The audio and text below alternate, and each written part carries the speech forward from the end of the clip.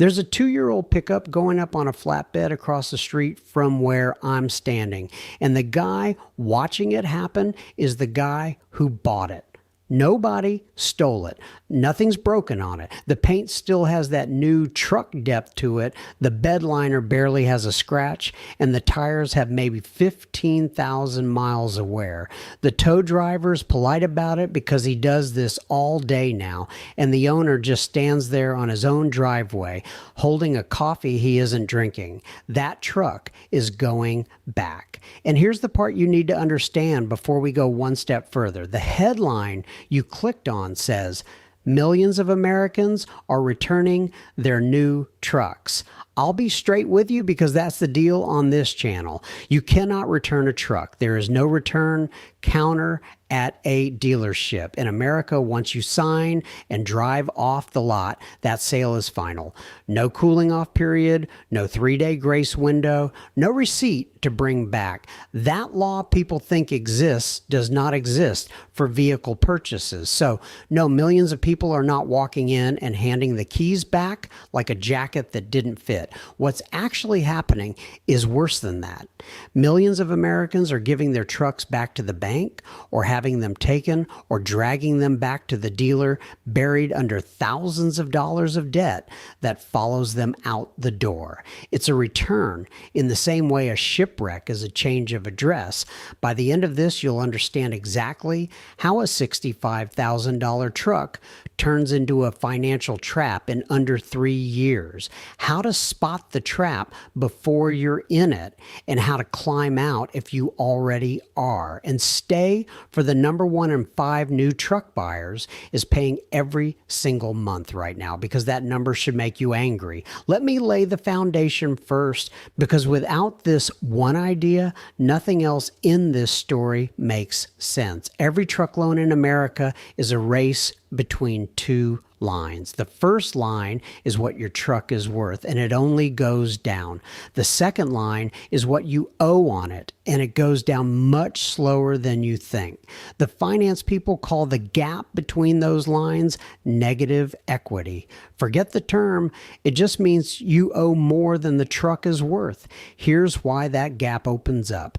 The moment you drive off the lot, the truck sheds value fast, roughly 10% the first week, and often 20% or more by the end of year 1. Your loan doesn't care. In the early years of a loan, most of your payment is interest, not principal. You're paying rent on the money before you're paying off the truck. So the value line drops like a rock while the debt line drifts down like a feather.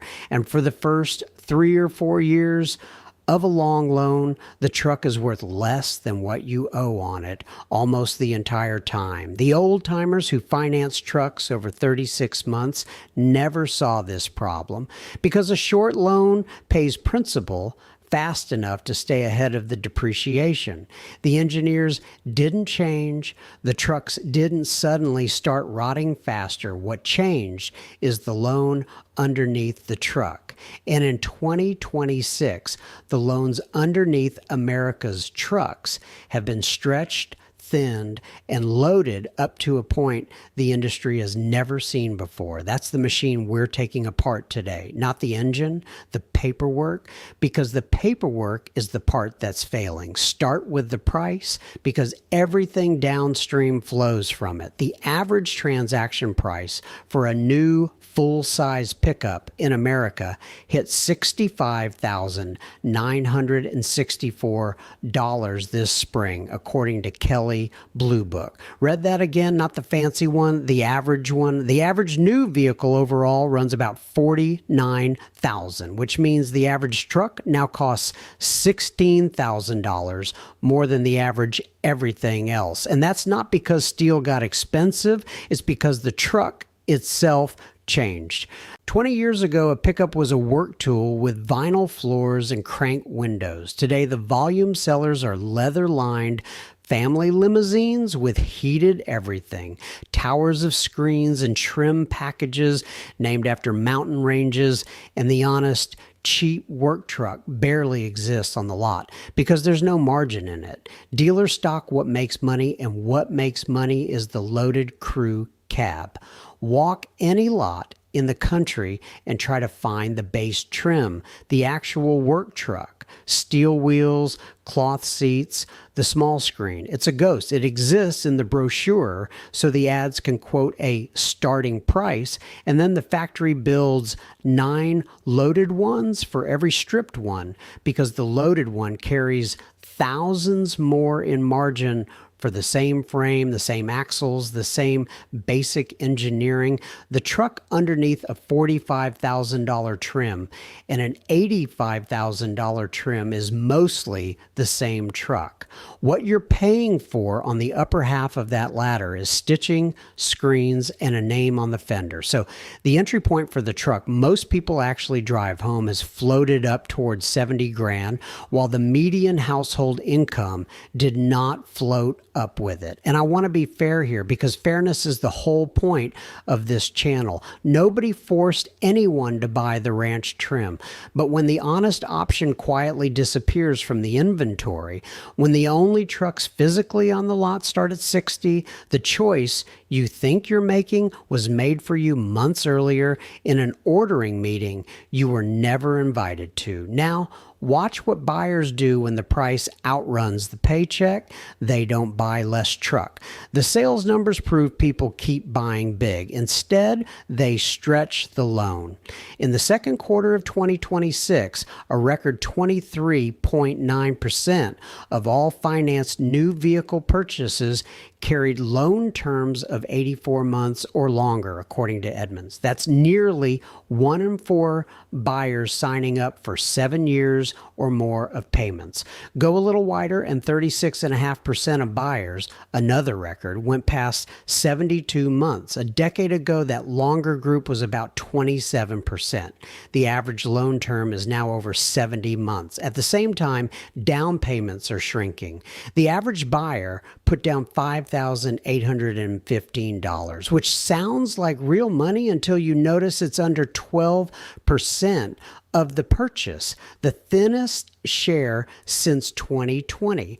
Less money down, more months on the clock, and an average financed amount that just set an all-time record at $44,156. On a truck, financed amounts run far higher than that average because the truck costs 16 grand more to begin with. And here's the number I promised you: 1 in 5, 20.3% of all financed new vehicle purchases in the second quarter came with a monthly payment of $1,000 or more. That ties the all-time record. 3 years earlier, that group was under 7%. $1,000 car payment used to mean you bought a German sedan with a badge problem. Now it's a fifth of the entire new vehicle market.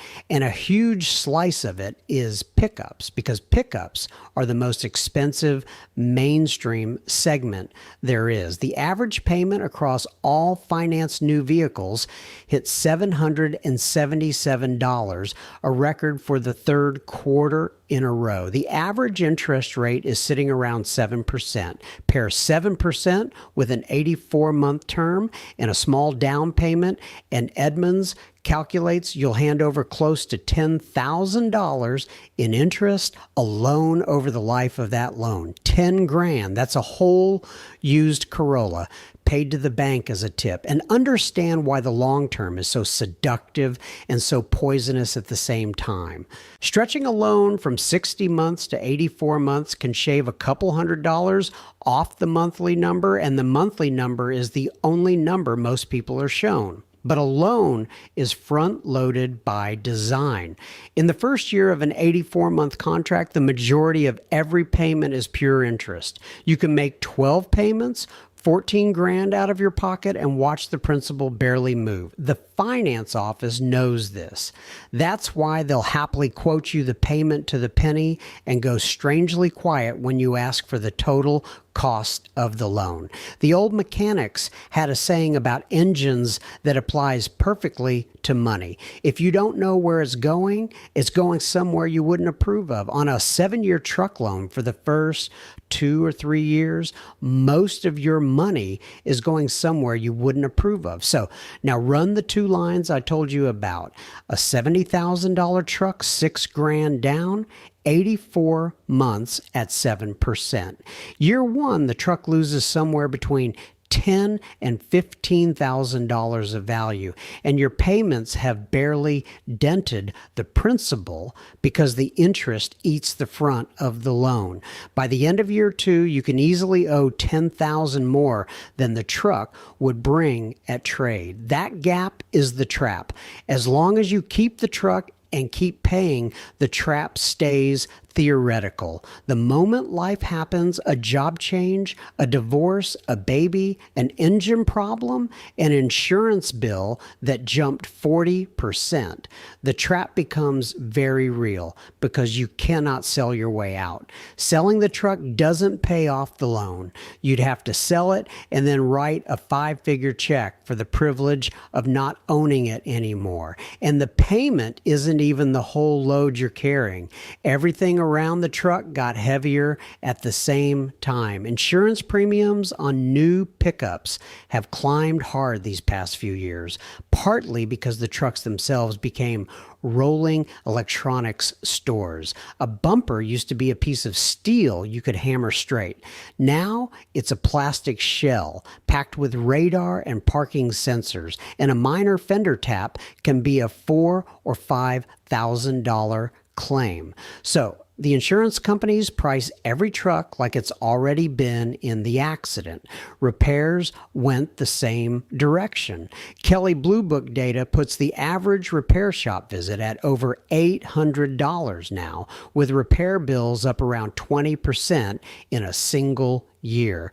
Stack it up. Honestly, a 4-figure payment, an insurance bill that stings every month, fuel for a 3-ton vehicle, and repair costs climbing by double digits. For a lot of households, the truck quietly became the second biggest line in the budget, right behind the roof over their heads. And for some of the 84-month crowd, it isn't even second anymore. And that is exactly where America is standing in 2026. In the first quarter of this year, 30.9% of all trade-ins toward a new vehicle were underwater, the highest share for any quarter since early 2021. The average amount owed on those underwater trades reached about $7,200, an all-time record when it peaked at the end of last year and up 42% from 5 years ago. And it gets darker when you look inside that average. 27% of underwater trade-ins were carrying $10,000 or more of negative equity. Just over 9% were carrying more than $15,000. Nearly 1 in 10 people walking into a dealership to trade was starting the conversation more than $15,000 in the hole before they ever looked at a window sticker. The average age of those underwater trades is right around 4 years. Do the math backwards and you land in 2022. The chip shortage years when lots were empty, discounts were extinct, and people paid sticker or above sticker for whatever truck showed up on the transport. Those buyers didn't do anything crazy. They paid the going rate in a broken market. They stretched the term to make the payment work, and now the market has normalized underneath them while their loan balance has not. The bill from 2022 is arriving in 2026. Now, here's where the word returning finally enters the story, because when a truck owner hits that wall, there are really only 3 doors out, and every one of them gets called returning the truck by somebody. Door number 1 is the underwater trade-in. You bring the truck back to a dealer, and the dealer does something that should honestly be illegal to describe with a smile. He rolls your negative equity into the next loan. Your old debt doesn't die. It hides inside the new truck. Say you owe $52,000 on a truck worth $44,000. The dealer gives you $44,000 for the trade, takes the $8,000 you still owe, and quietly adds it to the price of the new one. So you drive home in a $65,000 truck carrying a $73,000 loan. Day one, before the new truck loses a nickel of its own value, you're already $8,000 underwater on it. You start the race with the two lines further apart than a normal buyer ever gets, and the only tool the dealer has to make the payment survivable is the same tool that dug the hole. More months. Edmunds tracked exactly what happens to those people. Buyers who rolled negative equity into a new loan, financed about $11,500 more than the typical buyer. Their average payment climbed to over $900 a month, and they're projected to pay over $16,000 in interest over the life of the new contract. 9 out of 10 of them stretch the new loan past 72 months, and more than 4 in 10 go all the way to 84, which means they will be underwater on the new truck even longer than they were on the old one. That's not an exit. That's the same trap with fresh paint. Door number 2 is the voluntary surrender, and this is the one actually surging right now. Searches for the phrase "give back my car" have been climbing for a couple of years straight. It works like this. You call the lender, you tell them you can't do it anymore, and you hand the truck over before the tow truck comes for it. It feels honorable, and in a way it is, but I'm not going to lie to you about the mechanics. The bank does not forgive the loan because you were polite. They haul your truck to a wholesale auction, and here's the detail almost nobody understands until it happens to them.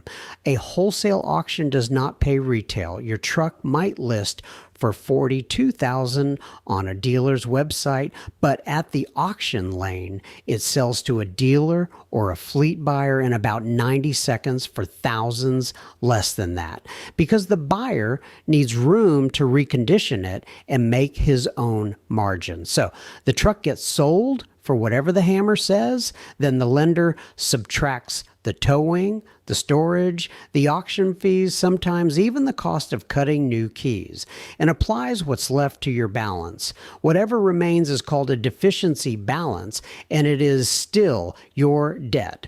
On a deeply underwater truck, that deficiency can run $10,000 or $15,000, and the lender can sue you for it and garnish your wages to collect it. On top of that, a voluntary surrender lands on your credit report as a repossession. It can knock roughly 100 points off your score, and it sits there for 7 years.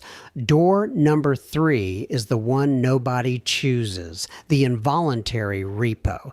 You stop answering the phone, and one morning the driveway is empty. And if you think you can outrun this one, understand how the recovery business works now. It isn't a guy with a clipboard staking out your street.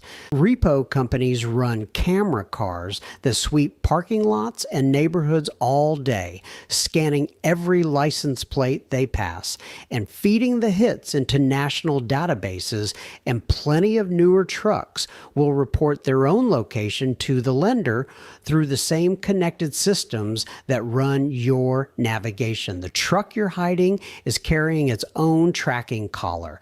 When the assignment comes in, they know where it sleeps. It gets lifted at the grocery store, at your job, in front of your kids, whenever the route lines up, and then you're paying the recovery fee and the daily storage on top of everything else just to get your tools and your car seat out of it. And this door is swinging hard right now. The share of subprime borrowers, at least 60 days behind on their auto loans, hit 6.9% at the start of this year, the highest level in more than 3 decades of tracking by Fitch Ratings. Vehicle repossessions last year climbed to around 1.7 million, the most since 2009, which was the bottom of the Great Recession. Read that however you want. The last time this many Americans were losing their vehicles, the entire banking system was on fire. This time there's no crash on the news. There's just a monthly payment that quietly grew until it was the size of a mortgage from 20 years ago, and paychecks that didn't grow with it. Now I want to show you two more things before we get to who's actually winning here, because they tell you everything about how deep this goes. The first is a single customer a dealer in Ohio described to the Wall Street Journal. The man walked in wanting to trade his electric F-150 Lightning for a Mercedes. He owed about $87,000 on that truck. The truck was worth about $47,000, $40,000 underwater on one vehicle, and his instinct was not to stop the bleeding. It was to roll it into something more expensive. The dealer called it a battle they fight every single day, and the machine is fully set up to let that man do it. The second thing is quieter, and to me, more damning. When Edmunds published the list of specific models showing up with the worst negative equity, it wasn't a list of junk. It was full of popular pickups and vehicles famous for holding their value. Their own director of Insights said it plainly. This is a financing problem, not a vehicle choice problem. Even a great truck, a genuinely well-built, slow depreciating truck, gets completely undermined by a punishing loan wrapped around it. You can pick the right machine and still lose because the failure isn't in the frame or the drivetrain. It's in the contract. And if you want proof the market itself knows something is wrong, look at the incentives. This very month, you can get up to $13,500 cash back on a new Ram 1500. Manufacturers do not hand out 13 grand on their flagship product because things are going great. They do it because the pool of people who can absorb a $70,000 truck at 7% is drying up. And the numbers back that up too. Nearly half of all new vehicles now go to households earning $150,000 or more. A decade ago, the new truck was the working man's tool. Now the working man is at the auction bidding on the repo. And that brings us to the part of this that actually matters, because none of what I just described is an accident and none of it is a mystery. Follow the money. A dealership does not make its real profit on the truck. The margin on the metal is thin.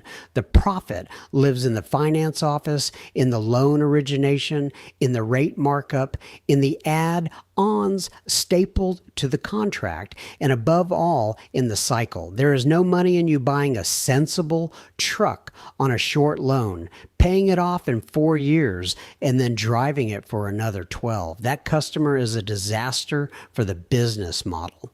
There's a great deal of money in you buying more truck than you need, financing it over 7 years, coming back underwater in year 3, and rolling the shortfall into another 7-year loan.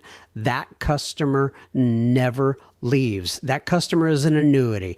The negative equity rollover isn't a flaw in the system. It's the retention program. The lender wins on $16,000 of interest. The dealer wins on a fresh contract with your old debt tucked inside it. The manufacturer wins because the trim packages with mountain names carry margins the work truck never could.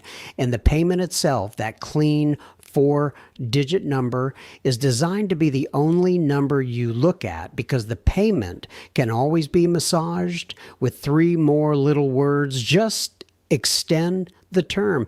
Nobody in that office is twirling a mustache. There's no conspiracy meeting. It's just quiet commercial arithmetic, 1,000 small decisions where somebody chose the number that pays them over, the number that protects you, and a customer trained for 20 years to ask what's the monthly instead of what's the total. The truck stopped being the product a long time ago. You did your signature renewed every 3 or 4 years. Forever is the product. And here's what I keep coming back to, standing across from that flatbed.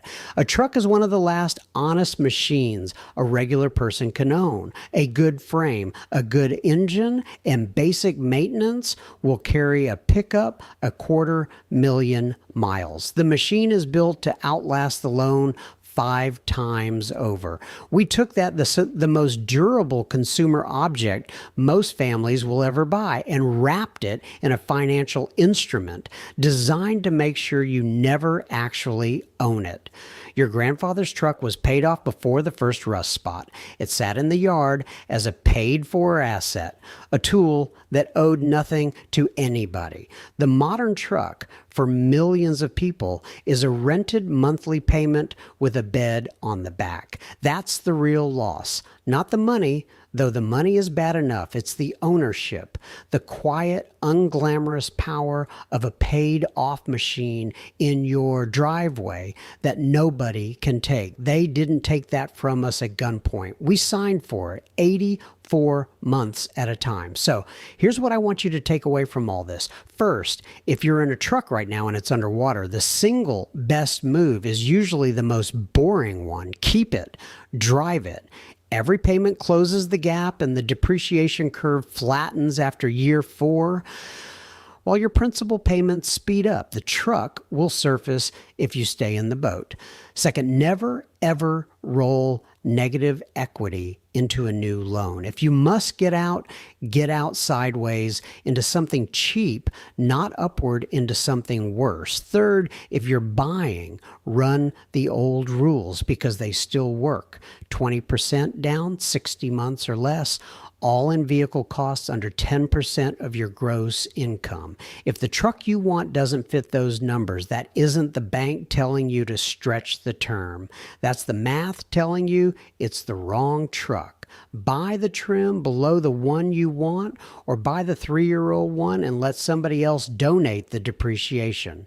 Fourth, negotiate the total price, never the payment, and get your own financing approved before you walk in, so the finance office is competing for you instead of designing you. Do those 4 things, and here's the picture a few years out. The truck in your driveway is yours. The title is in a drawer in the house. When the transmission finally needs work at 200,000 miles, you fix it, because a $2,000 repair on a paid-off truck is a bargain, and you know it's a bargain because you understand the machine and the money wrapped around it. That's the whole game.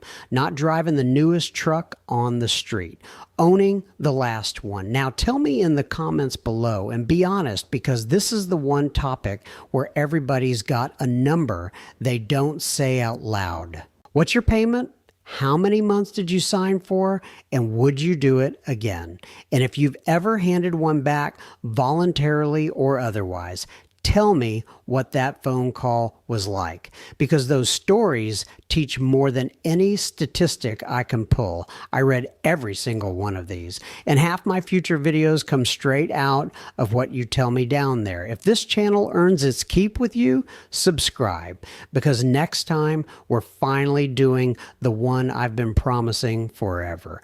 Lifetime transmission fluid. The factories seal the transmission, throw away the dipstick, and tell you the fluid inside is filled for life. Next episode, I'll show you exactly whose life they're talking about, because I'll give you a hint. It isn't yours, and it isn't the truck's. The tow driver across the street just finished strapping down that pickup. 2 years old, and it never even got dirty. Keep yours until the odometer gives up before the frame does. I'll see you in the next one.